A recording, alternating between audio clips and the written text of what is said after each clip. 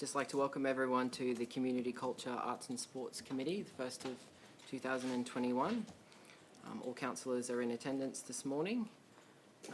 Does anyone have any conflicts of interest they wish to declare on any item on the agenda today?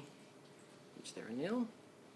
So we'll move right on to the first report, the Community Culture, Arts and Sport Committee number 5 for 2020, and the recommendation is that this is the report of the Community Culture, Arts and Sports Committee, and that those minutes be received and noted. Do I have a mover for that? Thank you, Councillor Kunzelman. And seconder? Thank you, Mayor Harding. Move through to any discussion, of which there is none, so I'll take that to the vote. All those in favour? And that's unanimous. Moving on to item number 2, the 2021 Ipswich Art Awards Program. This is a report concerning the proposed program of activity to be delivered as the 2021 Ipswich Arts Awards. The recommendation is that Council endorse the program of activities to be delivered as the 2021 Ipswich Art Awards. Do I have a mover for that? May I move it? May I also just a variation, if I may? Yeah, yes. Just include that it's a $20,000 program. So if we have that council endorse the $20,000 program of activities, it is sort of buried away in the report. It'd be good to have the cost up front to be as transparent as possible. Great. And would you like to? 20,000. Thank you. If I may, Chair. No worries. And you're happy to move that, Mayor? Yes, I am. And Thank you very much. Seconder? Yes. Councillor Kunzelman. Thank you, Mayor, for very long. Does anyone have any questions of the relevant officer? I'd like to ask a couple of questions, if I may.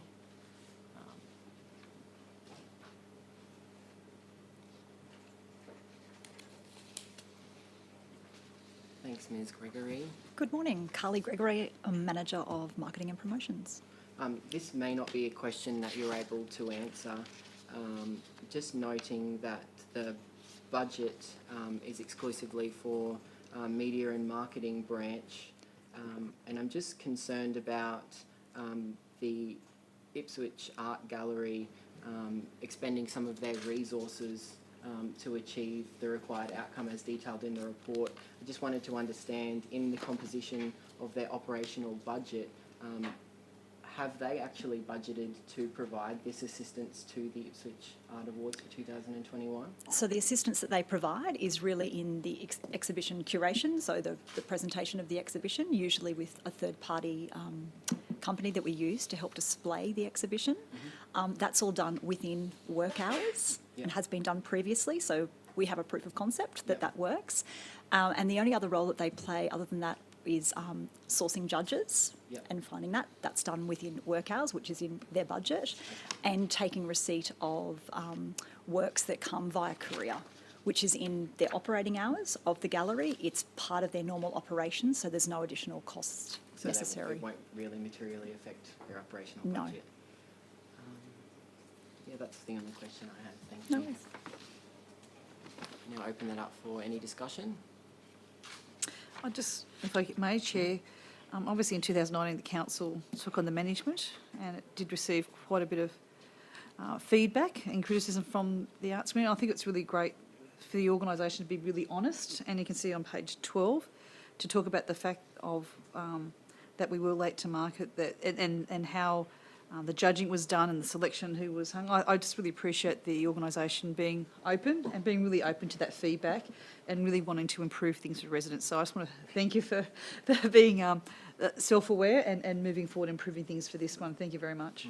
Thank you. Without any further discussion, we'll take that to the vote. All those in favour?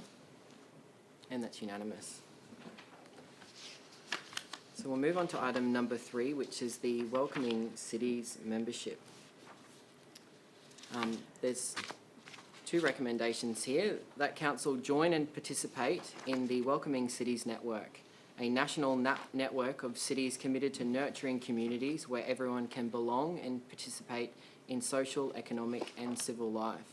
And that council endorse the work required to become a welcoming city by undertaking the first 3 steps in the formal process listed in that recommendation, and taking a leaf out of the Mayor's book, we might just mention in the recommendation that that membership for 12 months will be $5,000.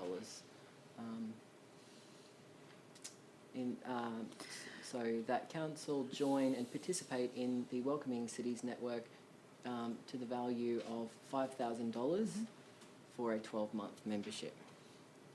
Thank you, Chair.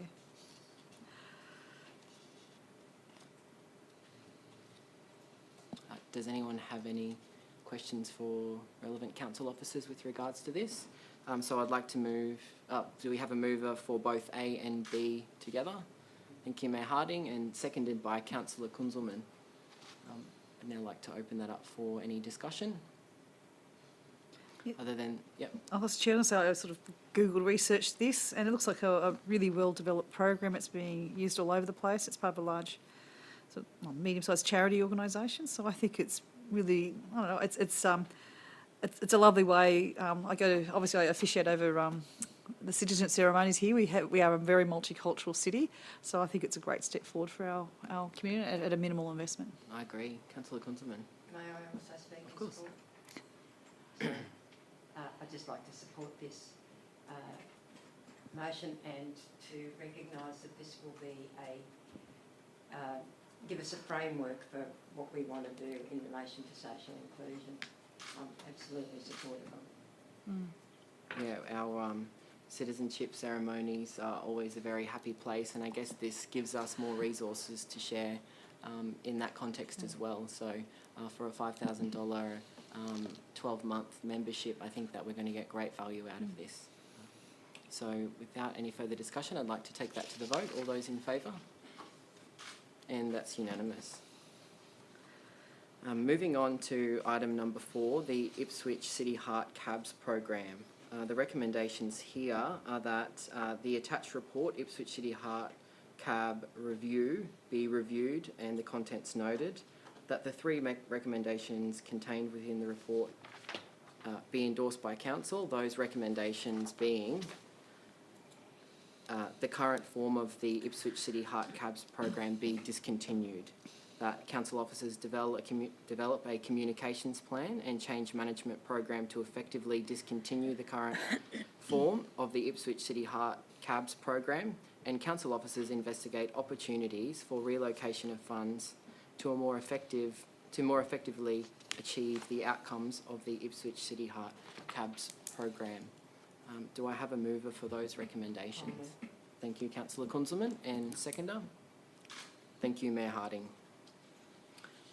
Would anyone like to speak to the relevant council officer with regards to this? Oh, not to the council officer. Yep. Okay, we'll move straight into discussion then. Thank you, Councillor Kunzelman.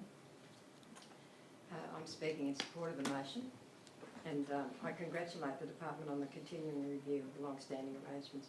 So there's a number of long-standing arrangements that don't have to continue just because they are long-standing. This CABS program has no doubt been beneficial for a number of people. However, I would argue for the changes because the current system is essentially inequitable in that it is restricted to a number of shopping centres and restricted catchment areas, and it's also inflexible. It also advantages a private supplier and commercial shopping centre operators. The community transport operators, which are the alternative, have no financial advantage, careful screening for eligibility, and wide-ranging operational areas. The NDIS also recognises social isolation as a risk factor for people with a disability and aged persons, and also accommodates carers in their transport programs. If approved, we can look forward to a careful transition without any disadvantage. Council is grateful to the shopping centres and the private suppliers for their participation over time, and we look forward to continuing consultation with the community. Thank you, Councillor Kunzelman.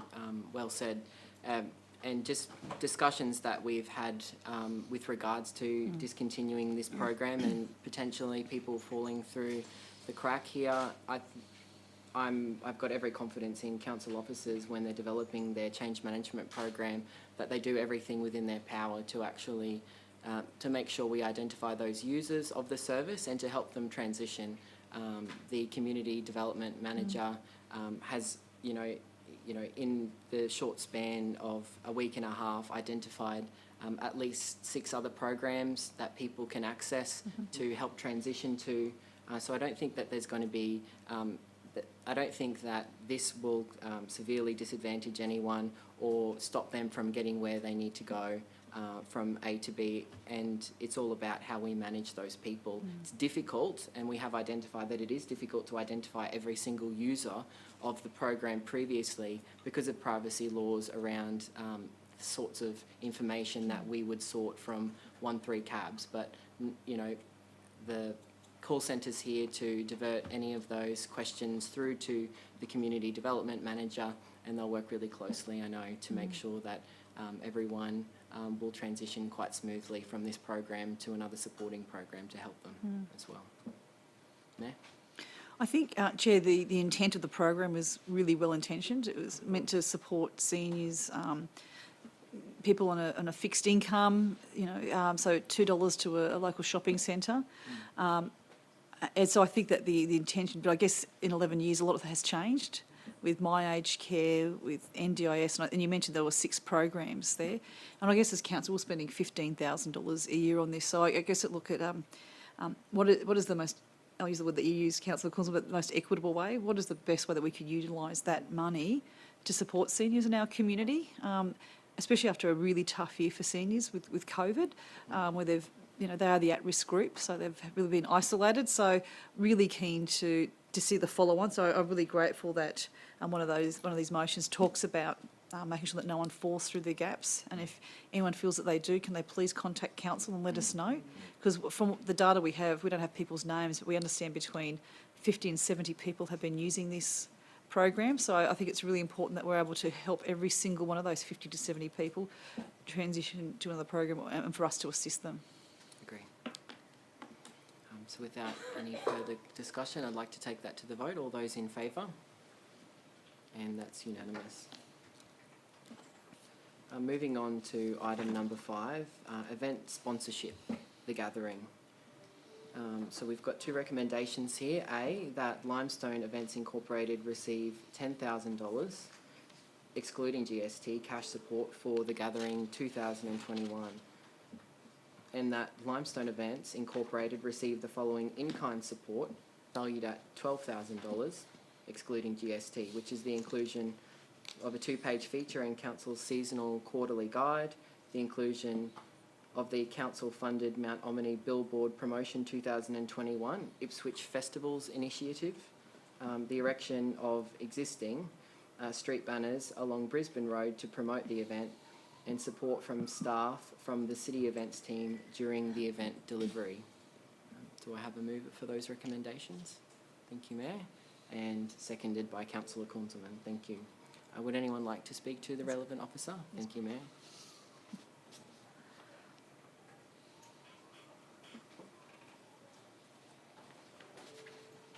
Good morning, Carly Gregory, Manager of Marketing and Promotions.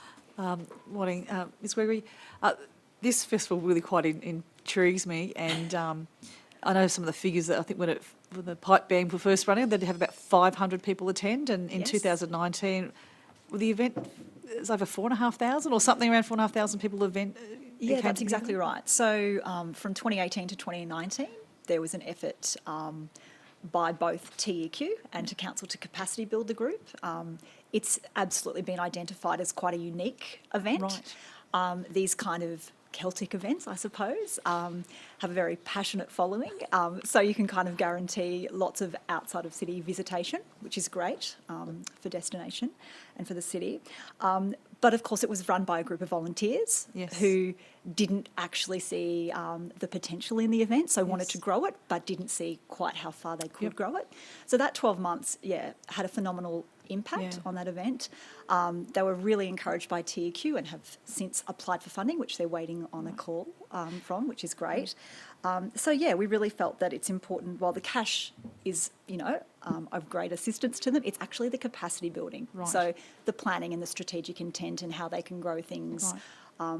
And I think some of you may have attended their launch or, launch meeting the other night. So I think for us, their attendance outside the area has been phenomenal, and there's a genuine following for that. For us, it's about building that local profile, and that profile for us from the eastern suburbs, which is why the billboard's so important, and those western suburbs, Yeah. so that drive market that's close by. Yeah, I think I saw it was about 70% of the attendees were from outside Ipswich. Yeah, I think 67% Yeah, something like in that. that year, which Yeah. is phenomenal. You said it's quite unique. Why is it unique? Are there not other Celtic festivals, or is this so different? there is absolutely funding available in the multicultural sector Yeah. for these kind of events. And I suppose there's a specific type of event that sort of seeks funding for that, often around music and that kind of thing.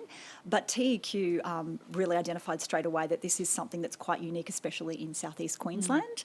There's not a lot of these events around. And I suppose, as you said, originally this really was just a pipe band championships. In my days in media, I had attended that, and I've married into the Gregory clan, but I'm not a fan of those kind of events traditionally.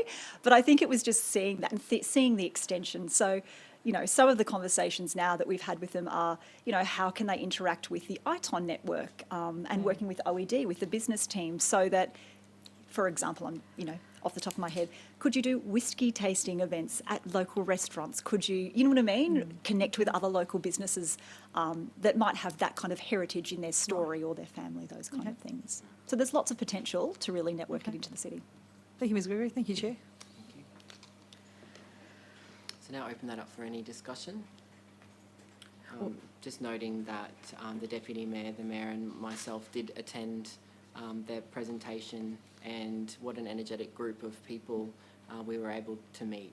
They have really taken this event to the next level, and we appreciate their dedication to that event, which is why I wholeheartedly support these recommendations to continue to support the gathering in Ipswich, because it's been identified that it's of regional significance. This event will bring lots of people into our wonderful city, and just to see this particular group grow leaps and bounds is really exciting. And I guess it's, these are the interactions that we have with council that really help our groups out there in the community and our businesses. It's that capacity building. How can we take this event to the next level? And that guidance that they receive from Ipswich City Council is invaluable, so we should continue to support these kinds of things. They've got a great idea, they've got a great following now, and we can get behind it and to potentially grow it even bigger. They're talking about potentially 5,000 attendees, with the potential to do more, and in a COVID-safe way as well, because of the location that they've selected here in Ipswich. So I honestly can't wait to attend this year and see all of the food vendors and potentially eat some haggis once more. I think, because obviously the event's on the Saturday the 22nd to Sunday the 23rd of May, and I went online and tickets start, early bird tickets start for $15, so I think it's $20 at the door, so I think it's a great family event as well. And when we had the presentation from the City of Ipswich Pipe Band, they had their open day, was it last weekend or the weekend before? Weekend before, and they had 45 new people wanting to learn, to join the pipe band. So they're training people as well as not just having. So it's really quite an exciting thing, and like you said, Chair, it's going to be held at the Turf Club there, and they're expecting about 5,000 people. But from a COVID safe plan, they can take up to 10,000 people at that particular venue. So yeah, I think it's wonderful. Yeah, I'm really excited. And I think they mentioned there was was it haggis nachos and Just ways whiskey cream on the waffles? ways of incorporating those traditions into modern food vendors that will be in attendance down there. And the combination of traditional Celtic music as well as Celtic rock music, maybe later in the evenings for a younger market. So it's quite exciting. Yeah. Yeah, exactly. And, an event as big as this, has a huge reach, and they have had the ability to engage local artists as well to come and perform their music and to expose themselves to a potentially giant crowd, which is great. So there are so many positive outcomes with the gathering. That's right. And, Sword fighting, lots. Highland dancing. It's got a sword. Sword fighting, yeah. You mean sword dancing? No, fighting as well. Any further discussion on the matter? Okay, we'll take that one to the vote. All those in favour? And that's unanimous, thank you. Moving on to item number 6, in a similar vein, Ipswich event sponsorship for the Ipswich Cup. And the recommendation is that the Ipswich Turf Club receive $20,000, excluding GST financial support and additional in-kind support of the star pickets and covers, rammer and rolls of barrier mesh, all to be returned at no cost to council for the 2021 Ipswich Cup. Do I have a mover for that recommendation? Thank you, Mayor. And a seconder? Thank you, Councillor Jonik. Would anyone like to speak to the relevant council officer? Just one question, if I may, Chair. No worries, thank you.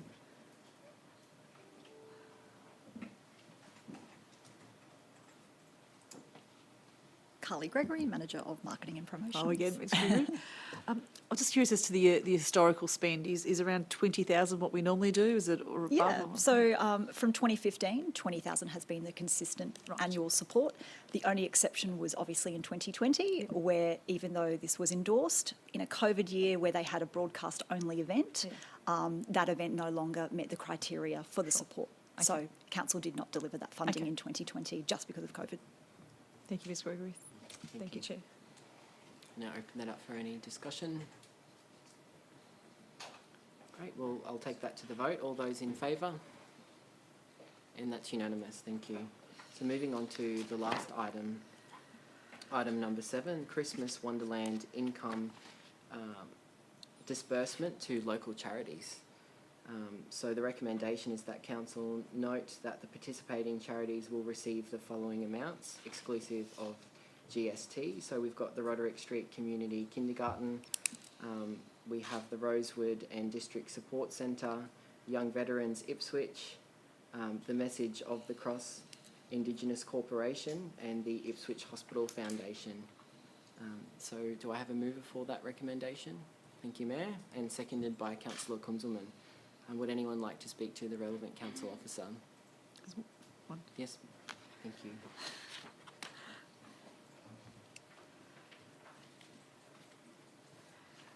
Again, Carly Gregory, Manager of Marketing and Promotions. Congratulations on another wonderful Christmas at Nerima Gardens. On page 54, there was a talk about a small dropout factor. And obviously, we did something new this time. We Yes. brought in tickets because of COVID and stuff. And we charged a small fee because we were concerned about the industry average of a 40% dropout Correct. rate. What was the dropout rate, even with the ticketed event? Yeah, so we've done the assessment. So you're right. We were concerned if there was no charge, there could be the potential of up Yeah. to 40% dropout rate. I'm very pleased to report, despite the rain, which was torrential Yes. at Yes. times, and the BAT challenge, where we offered people refunds, including those refunds, the dropout was 15% on the whole Wow. event, which I think is a phenomenal result. And I really have to say thank you to the community of Ipswich. I mean, I just can't tell you.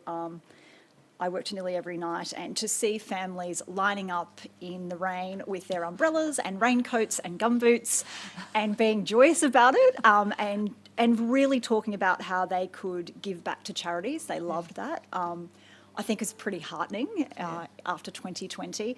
And also to those groups, obviously part of the EOY was that they would support us with volunteers in return for a dispersion of the funds. Just the energy that those volunteers brought on those nights, you can get quite weary and lose your Christmas cheer a little bit by night 10. And I just think, thank you to them. They were fabulous. Just so happy to assist. So we are incredibly proud to be able to deliver this money back to those charities. Thank you, Ms. Gregory. Now open that up for any discussion. Just to point out, the night I went, the volunteers, I think, were young veterans and the Ipswich Hospital Foundation, and yes, they had plenty of Christmas cheer. And I think one thing when we look at going forward, Chair, is whether we continue doing ticketed events. I've had only had one email from a resident who was upset about the ticket price. I've been overwhelmed with people who were really happy because it was a half-hour window. And I know the year before when I went, queued up for 2.5 hours. Yeah, so I think people were quite open to that. So I think that's something we need to consider for this year. And obviously the bats again were an issue, and it's quite stressful for we're trying to look after the volunteers and council staff. So I think it'd be good for the organisation to look at potentially different venues as well as this gets bigger and bigger as well. I guess that we'll investigate that Yeah. over the course of the year to see if the Nerima Gardens is still viable for all of those reasons that you just said. But nearly $40,000 raised and going back into charities in the community, you know, that's a great feel-good story for everyone who attended the event and in effect donated to one of these charities, which is great. So without any further discussion, I'd like to take that to the vote. All those in favour? And that's unanimous. The time is 10:59 and I now declare the meeting closed, and we will be back at 11:15 for the next committee. If that's agreeable to everyone. Thank you.